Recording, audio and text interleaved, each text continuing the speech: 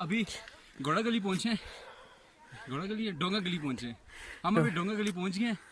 अब यहाँ से ऊपर मुश्कपुरी का प्लान है। रास्ता बहुत खूबसूरत और ख़तरनाक भी है, जाना ज़रा मुश्किल है लेकिन हिम्मत तो करेंगे आपको दिखाना जो है।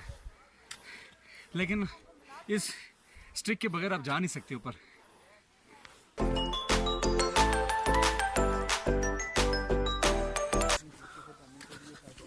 देखें जी, ट्रैक स्टार्ट हो चुका है मुश्कपुरी का।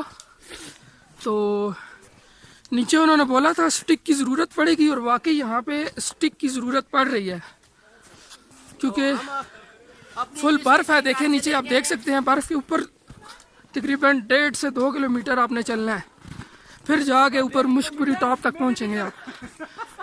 ये देखें पीछे हमारे दोस्त आ रहे हैं, तो बढ़ते हैं आगे, देखते हैं किधर तक हम जा सकते हैं।